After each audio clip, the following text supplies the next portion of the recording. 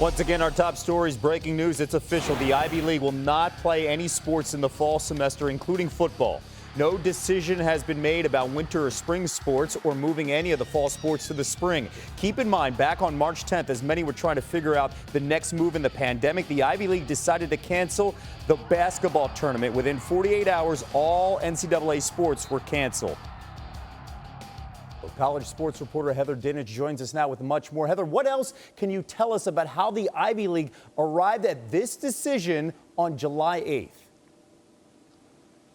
Well, I just hung up with Ivy League Executive Director Robin Harris moments ago, and she told me that this decision came down to campus policies. All 8 of those universities now have their campus policies in place, and quite frankly, they have made it impractical to have fall competition.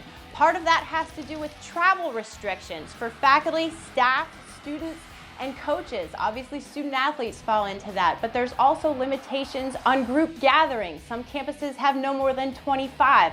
And of course, social distancing measures and everything else they have to do to follow CDC guidelines made it impractical to have competition. They can practice, though, in modified forms if they want to. All right, now there is no football postseason in the Ivy League. You've talked to decision makers across the sport here. What impact could the Ivy's decision have on other conferences moving forward?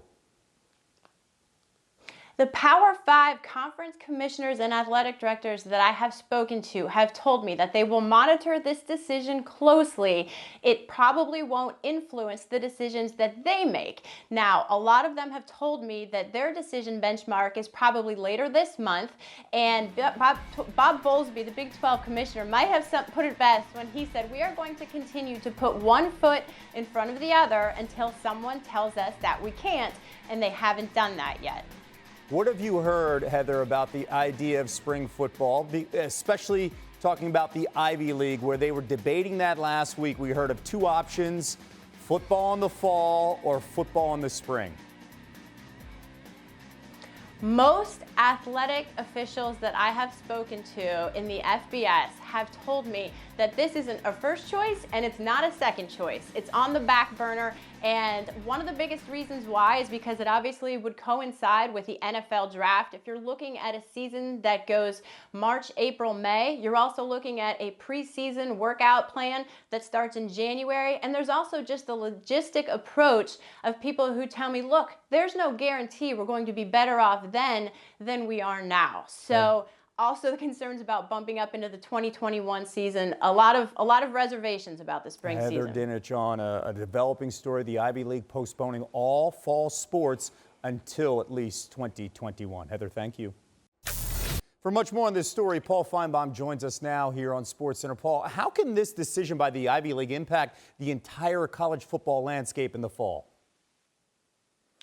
Kevin, for this reason, college presidents are paying attention to this. In every ivory tower in the country tonight, college presidents are going, what do they know that we don't?